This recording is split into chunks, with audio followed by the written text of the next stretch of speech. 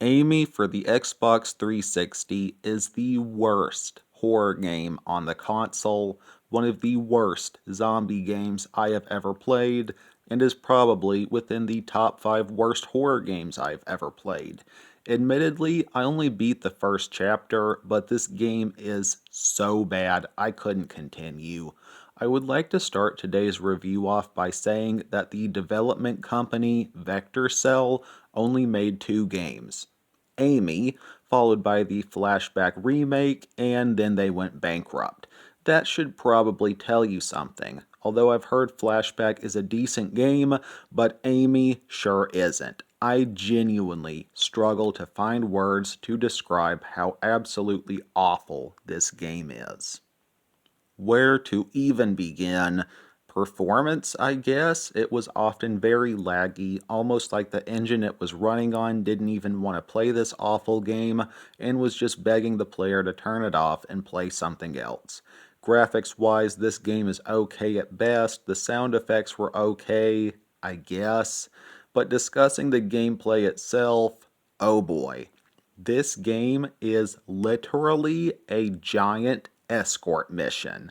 The devs literally took most gamers' worst nightmares, somehow made it worse than usual, and then made an entire game about it.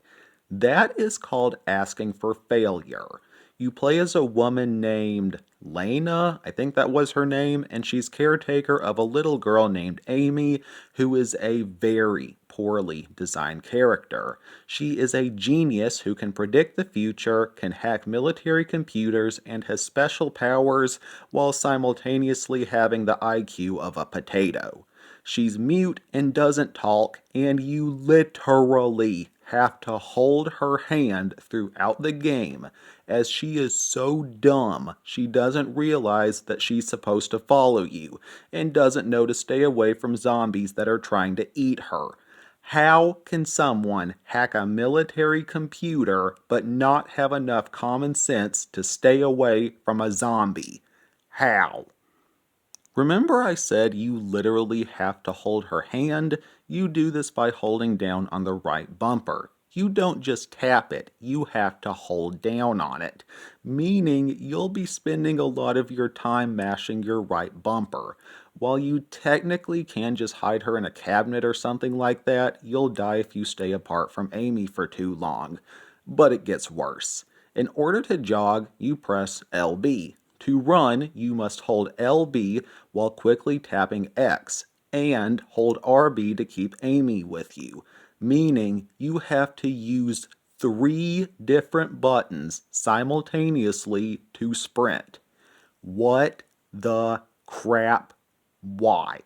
This is so stupid. I think I've seen a couple games that required you to hold maybe 2 buttons to run, but 3? That is just ridiculous. Oh, and it's also glitchy sometimes, and Lena will occasionally just randomly stop running.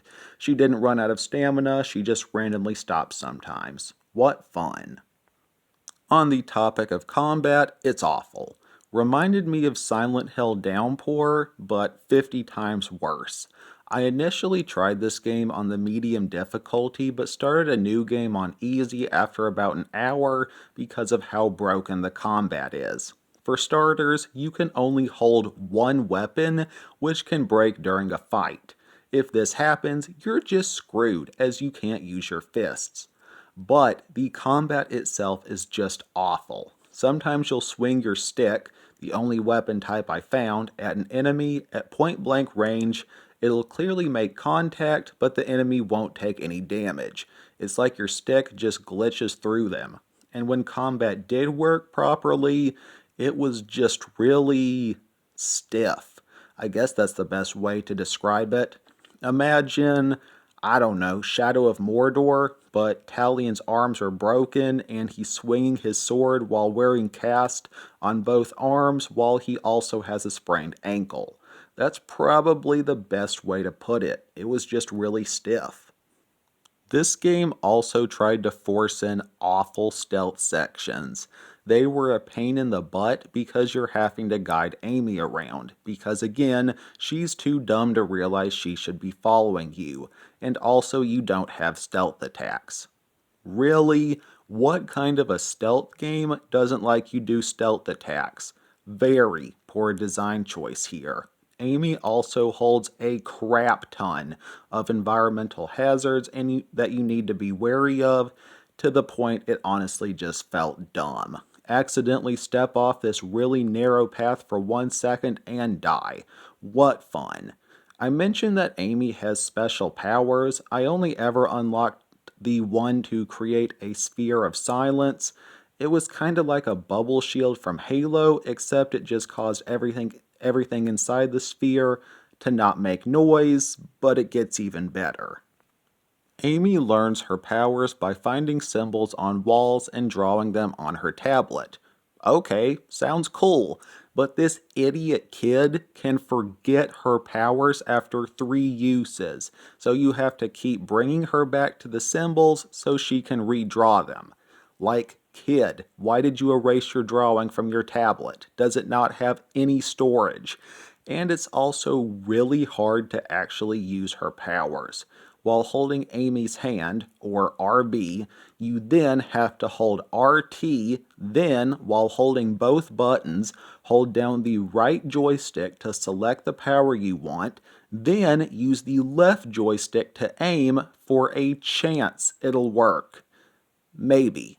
More than likely, it'll take several tries before you can find a valid location. I'm getting a headache just thinking about it, really.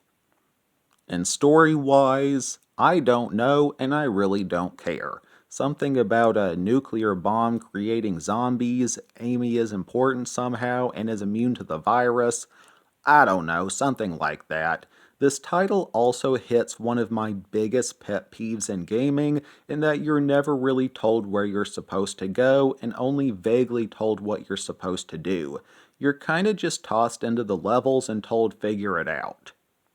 The last thing I want to discuss is the awful door hacking. Basically, what you have to do to hack or unlock a door is search around the levels for random body parts or DNA samples, scan them, bring them back to the door, and if it is the correct DNA sample, you then have to solve a puzzle to unlock the door.